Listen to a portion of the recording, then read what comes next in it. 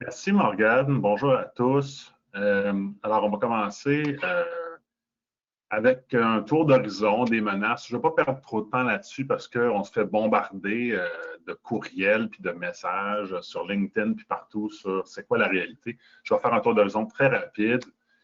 Il faut quand même réaliser à quel point les choses ont changé, même depuis la pandémie. Hein. Les équipes TI maintenant, ils doivent dorénavant doivent protéger une surface d'attaque qui est vachement élargie, qui est rendue maintenant complètement hybride et très complexifiée. En fait, pourquoi c'est élargi de cette façon-là? Ben, c'est simple. Hein? Les entreprises, maintenant, ils ont déjà placé 60 de leur charge de traitement, hein, ce qu'on dit en anglais le processing. Déjà, 60 de ça, c'est rendu dans le cloud maintenant. Donc, les entreprises ont adopté une stratégie multi-cloud, une informatique distribuée. 50 des données des entreprises est déjà dans le cloud. Et on voit ce que ça donne dans un contexte comme celui-là. Les attaques informatiques ont augmenté de 600 en 2020. Au troisième trimestre, 200 millions d'attaques avec rançongiciel. Coût moyen par entreprise en dollars canadiens, 165 000 $.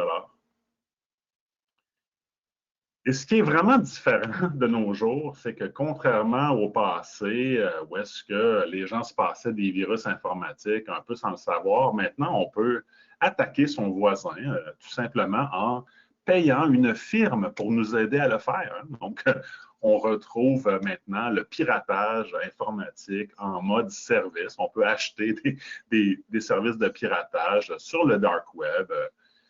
Et 50 de toutes les attaques informatiques sont ainsi gérées par des organisations cybercriminelles qui sont mieux gérées que la majorité des entreprises. Alors, c'est littéralement le retour au piratage des mers au 17e siècle, où est-ce qu'on a très peu de risques d'être pirate et les récompenses sont très élevées.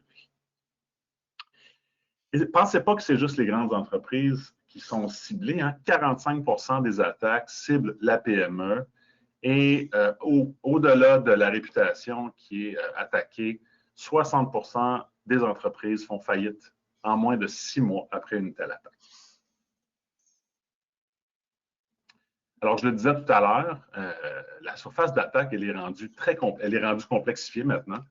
C'est plus suffisant maintenant de penser en termes de terminaux. Hein. Bon, on parle des appareils, hein, qu'ils soient corporatifs ou personnels maintenant. Donc, toutes les choses personnelles que les gens amènent au travail, les PC, les laptops, les téléphones mobiles. Il y a aussi maintenant toutes les choses qui sont branchées sur Internet, hein, les caméras, les frigos, les portes, les thermostats intelligents et les machines industrielles, donc les IoT, hein, Internet of Things.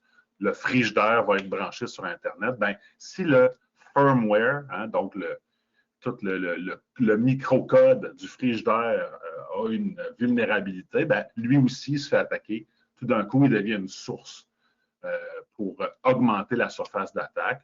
Comme dans le passé, on a également, évidemment, tous les accès au réseau, donc que ce soit par câble ou par sans fil.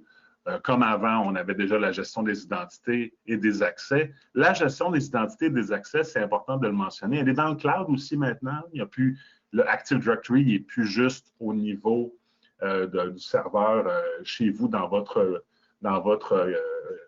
salle informatique, c'est maintenant dans le nuage.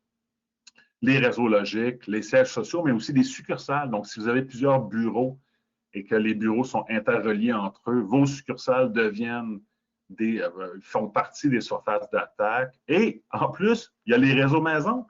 Les gens travaillent à distance, donc les réseaux maison, les ordinateurs à la maison deviennent des vecteurs d'attaque. Je le disais tout à l'heure, le cloud, évidemment, que ce soit du cloud privé, public ou les services SaaS, évidemment, comme dans le passé, les systèmes de courriel et aussi les applications web. Donc, c'est tout ça que le service informatique doit maintenant protéger. C'est l'ensemble de tout ça. Donc, c'est une surface très, très élargie.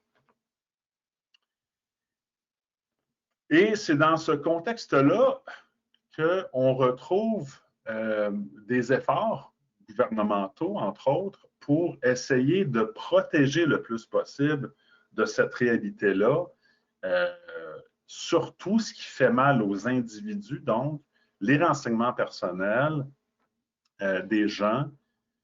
Il faut comprendre que ce n'est pas uniquement, encore une fois, les grandes entreprises qui sont ciblées, mais aussi la PME. Et il y a un contexte plus large à cette histoire-là. Non seulement il y a de la réglementation qui est en train de se mettre en place. Au Québec, c'est le projet de loi 64.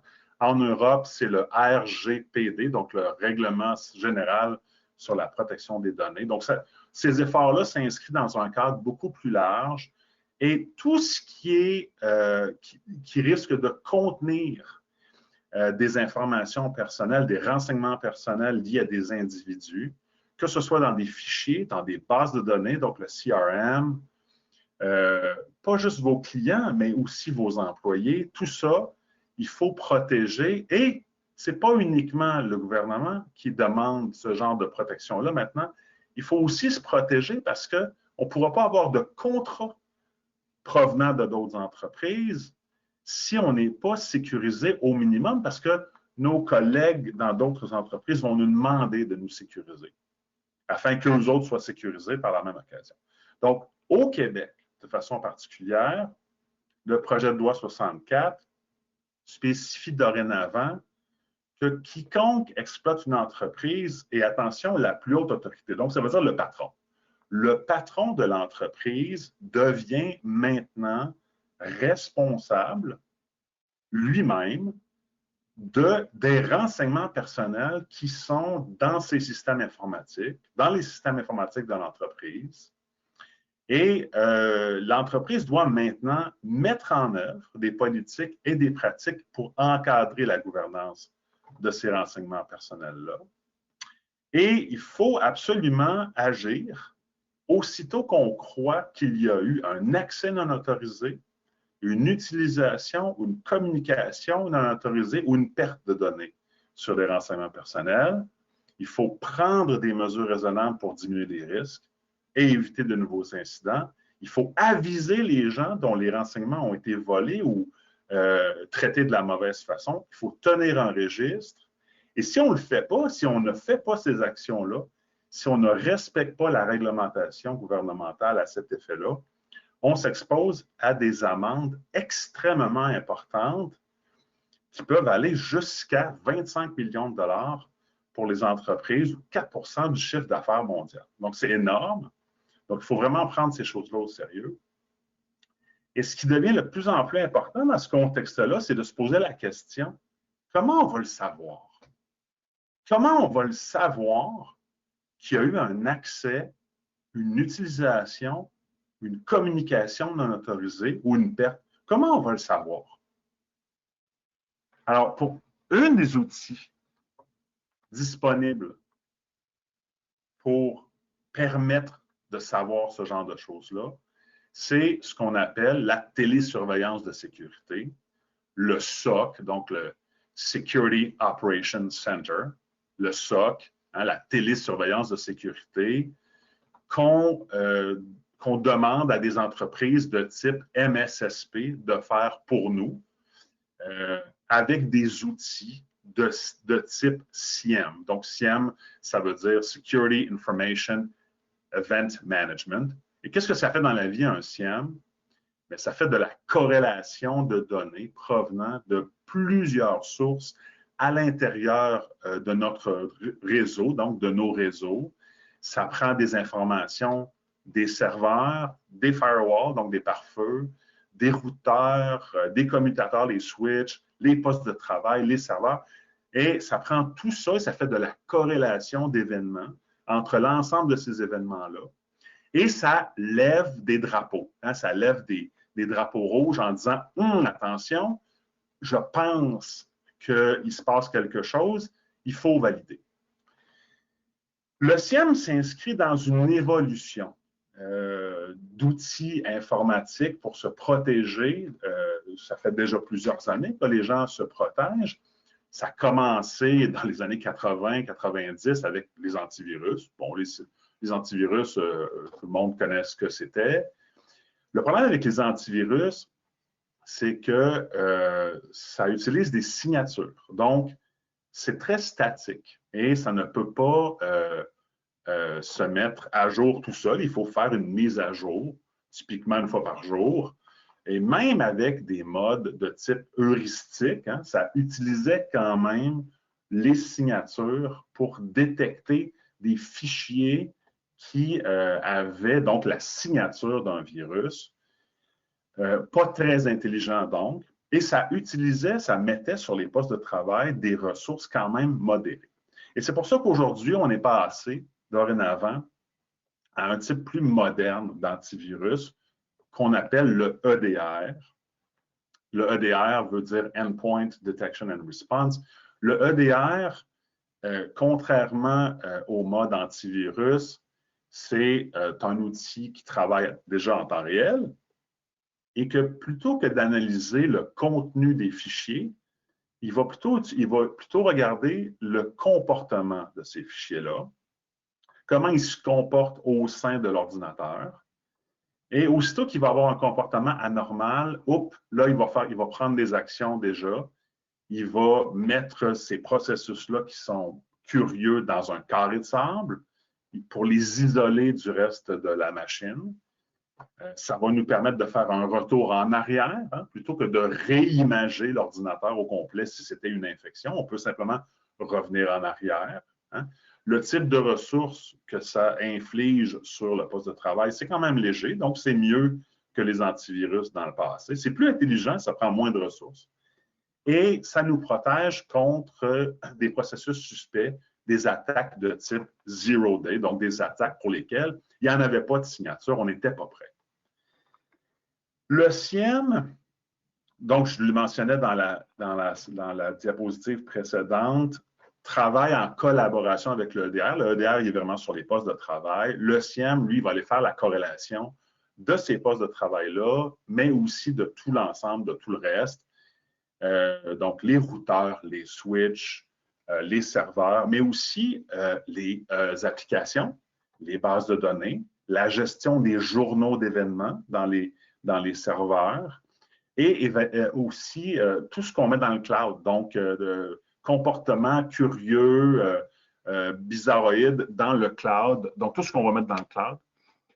Et cette corrélation va nous permettre d'identifier, donc de lever des drapeaux pour être capable de trouver une aiguille dans un champ de bottes de foin, parce que c'est très, très difficile de déterminer avec précision s'il y a une attaque qui est en train de se produire. Ça prend des techniciens qui se placent physiquement devant des écrans, qui regardent des événements se produire en temps réel et qui doivent prendre des décisions à savoir est-ce que ça, c'est quelque chose de sérieux ou non? Est-ce que c'est une fausse alerte ou non? Et je pense que c'est une vraie alerte et je vais prendre action à ce moment-là et je vais aviser les gens et on va commencer à faire de la remédiation. Et il y a une pénurie de compétences dans le domaine. Il y a très peu de gens qui ont cette capacité-là à faire ce travail-là. Et donc, c'est très difficile pour les entreprises de faire ça d'elles-mêmes. Après le SIEM, il y a un module additionnel qu'on peut ajouter, c'est les fameux cas de figure Desjardins, où est-ce qu'on a des employés. Hein, ce n'est pas un virus, hein, c'est un employé qui décide de commencer à voler, d'extraire de l'information de l'entreprise. Alors ça, ça ne sera pas détecté dans le contexte d'un EDR, hein, ce n'est pas un virus. Ça ne sera pas nécessairement détecté dans le contexte d'un SIEM. On va le voir, mais on ne sera pas certain si c'est vraiment problématique. Alors, un UEBA, qui veut dire User Entity Behavior Analytics, ça s'inscrit vraiment dans une analyse des comportements de nos employés. On regarde comment ils travaillent normalement et grâce à des outils d'intelligence artificielle, on est capable de détecter quand il y a des comportements anormaux qui se passent, des comportements qui sortent de ce qui est normal, normalement, dans le travail de nos employés. Et l'avenir, où est-ce qu'on s'en va avec tout ça? L'avenir s'en va vers des systèmes où est-ce qu'on va avoir de plus en plus de remédiation qui va être automatisé. Alors ça, c'est important de comprendre. Je vais passer 2-3 minutes sur ce concept-là. Avec le SIEM, on sait qu'il se passe quelque chose de curieux ou de pas normal. Pareil pour le UEBA. Mais il faut prendre des actions manuelles. Ça ne se fait pas de façon automatique. Donc, la remédiation doit se faire de façon manuelle. Et pour avancer vers une remédiation de plus en plus automatisée, avec des systèmes que les gens dans l'industrie appellent le XDR, donc le Extended Detection Response, ou le SOAR, Security Orchestration, Automation and Response. Hein. Ces genres d'outils-là qui pointent déjà le bout de leur nez, ce sont des systèmes qui vont en fait agencer les EDR, les SIEM et les UEBA, en plus d'ajouter de la rémédiation automatisée. Donc ça, c'est encore dans 2 ou 3 ans, mais c'est là qu'on s'en va. Alors, ce qui est important de comprendre, c'est que dans le SIEM, aujourd'hui, on est capable de voir de la corrélation avec, même si on a plusieurs fabricants différents, donc du Cisco, toutes les sortes de machines, c'est pas grave, avec le SIEM, on est capable de faire le travail, mais dans un contexte de XDR, dans l'avenir, il va falloir qu'on établisse un seul vendeur, un seul fabricant, manufacturier d'équipements, pour être capable de faire, si on veut pouvoir faire de la remédiation automatisée. En ce qui concerne les services que Microfix offre aux entreprises, nous offrons aujourd'hui donc le SIEM. Le SIEM, on l'offre en mode, Morgane, juste un petit peu plus lentement, s'il te plaît. Le SIEM, on l'offre en mode 9 à 5 parce que la majorité des attaques informatiques, ça prend quand même quelques jours pour que les pirates prennent le temps de s'installer, de faire de la reconnaissance, puis de rentrer dans votre réseau. Donc, normalement, même en mode lundi, vendredi 9 à 5, ça va quand même normalement laisser assez de temps aux gens de réagir si on voit des choses se produire au niveau du SIEM. Pour les gens qui insistent, qui veulent l'avoir en 24/7, c'est possible. On a l'option du 24/7 également. Et on peut ajouter au SIEM, donc qui est le centre de notre service de SOC, on peut ajouter au SIEM les options de EDR pour ceux qui n'ont pas déjà des EDR sur vos postes de travail, sur vos serveurs. On peut également ajouter les modules de UEBA pour commencer à prendre une mesure de ce qui est normal au niveau comportemental chez vos usagers. On peut également faire la surveillance du dark web, mais on peut aussi également, en plus, faire de la remédiation, parce que Morgane l'expliquait au début, non seulement on offre des services de MSSP, hein, de télésurveillance, de sécurité, mais on offre également du travail informatique traditionnel. On est un MSP. Et on peut faire donc des enquêtes. Ça s'inscrit dans un contexte de technologie d'intelligence artificielle qui est offerte par Fortinet, notre partenaire de sécurité privilégié. À chaque mois, on va vous remettre un rapport qui va contenir ce qui s'est passé dans le mois précédent. Donc, dans le contexte de la loi 64, vous allez pouvoir démontrer, hein, non seulement savoir, mais aussi démontrer que vous avez bien respecté la réglementation avec des recommandations sur la façon d'améliorer la sécurité, votre posture de sécurité. Si vous avez des réglementations précises, spécifiques auxquelles vous devez en plus vous coller, eh bien, nos rapports mensuels peuvent confirmer si votre réglementation a été respectée.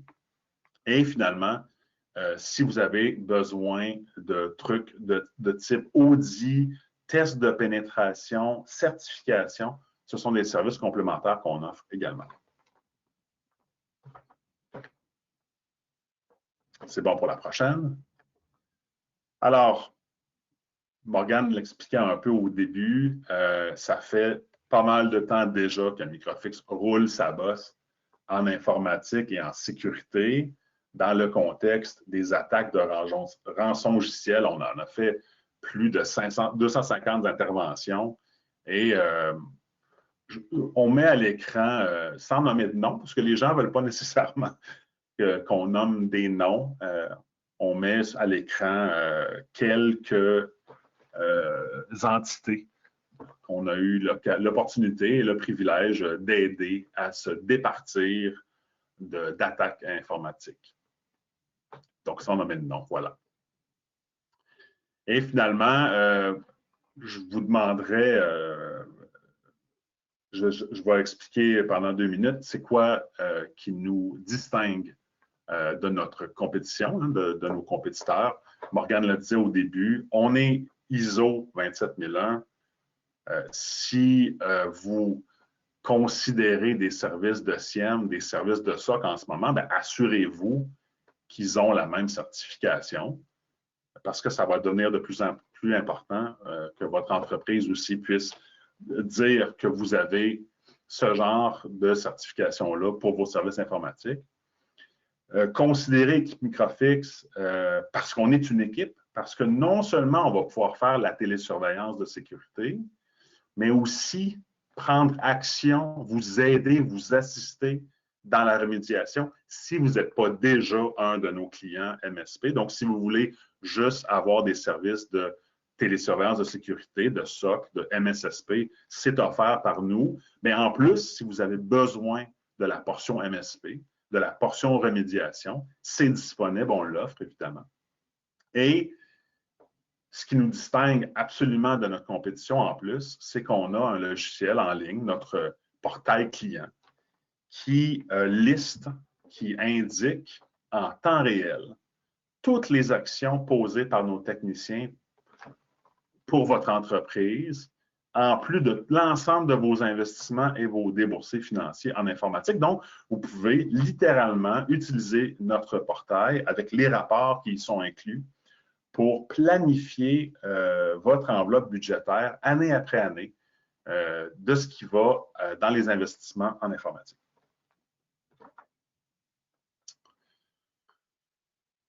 Et ça fait le tour pour moi, Morgane. Parfait. David, est-ce que tu veux nous faire une démonstration du Forticium? Oui, tout à fait. Donc, il va falloir juste que tu arrêtes ton partage pour que je puisse l'avoir de mon côté. Parfait. Alors, hop, nous allons présenter cet écran. Alors, l'idée, en fait, c'était pas forcément de vous amener trop loin dans la technique, mais comme en effet Philippe l'a expliqué, une offre de service derrière, il y a des outils. Alors évidemment, la bonne nouvelle, c'est que dans cette offre de service, c'est pas vous qui allez le manager, mais justement, je voulais vous montrer un petit peu qu'est-ce qui se passe en arrière-plan, comment les équipes justement de Microfix sont capables d'avoir cette visibilité, capables de prendre les actions, capables de remédier. C'est avec l'outil justement de Fortinet qui s'appelle Forticiem. Donc là, en fait, on est connecté justement sur une interface d'un Forticiem où on a la visibilité de tous les incidents en temps réel. Donc c'est sur une plateforme de démonstration. On n'est pas chez un client, rassurez-vous. Donc là, on est justement sur une interface de laboratoire. Puis je voulais justement vous présenter un petit peu comment ça se passe à l'intérieur, comment on a cette maximum de visibilité.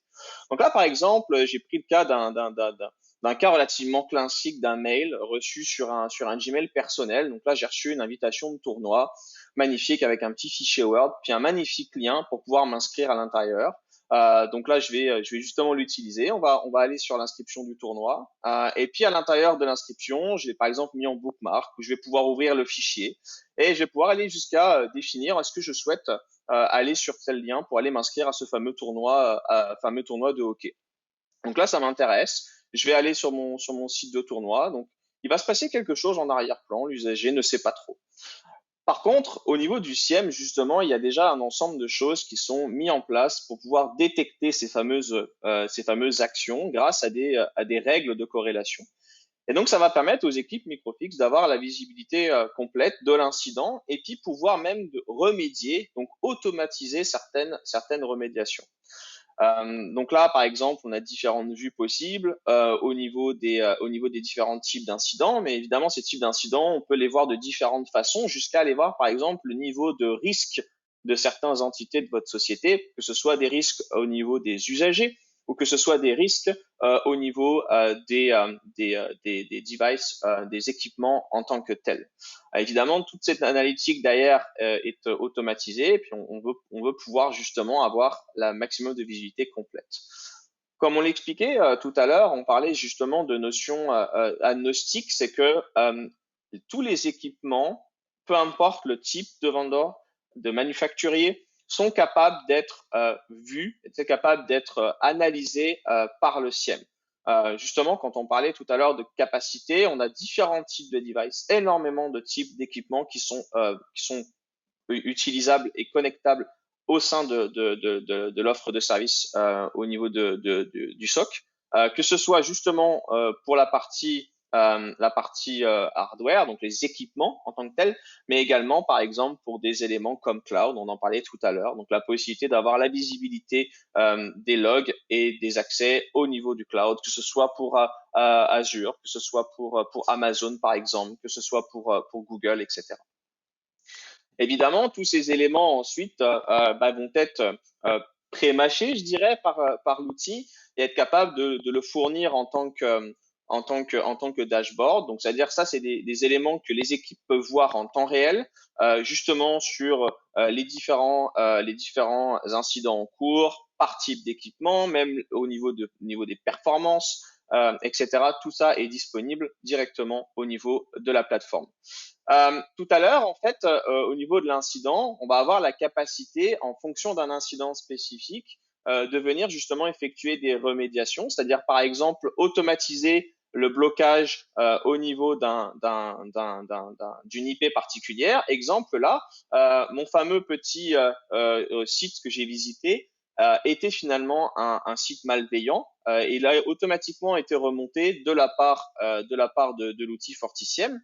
Ce qui s'est passé également, c'est qu'on va être capable derrière de générer des tickets automatisés. Donc, par exemple, de pouvoir justement remonter des informations pour que ça puisse être traité ensuite par les équipes de Microfix et d'ensuite d'avoir toutes les actions qui sont liées justement à cet incident spécifique, comme par exemple une remédiation, comme par exemple le fait d'alerter par mail les équipes techniques, interagir avec des outils comme il a été présenté tout à l'heure, Final Manager, pour que vous puissiez avoir justement cette visibilité complète sur comment mon incident va être traité et comment ensuite je vais rentrer finalement dans un process d'amélioration continue, justement pour pouvoir améliorer tout le temps ma maturité au niveau de la sécurité. Voilà Morgane, c'était la démonstration que je souhaitais proposer justement aux clients, justement pour qu'ils aient la vue un peu de ce qui se passe en arrière-plan aux côtés des opérations. Excellent. Merci beaucoup, David. En fait, on a terminé la présentation, donc on passe aux questions. Je ne sais pas s'il y a des gens qui ont des questions, n'hésitez pas à les poser. Je vois qu'on en a potentiellement une.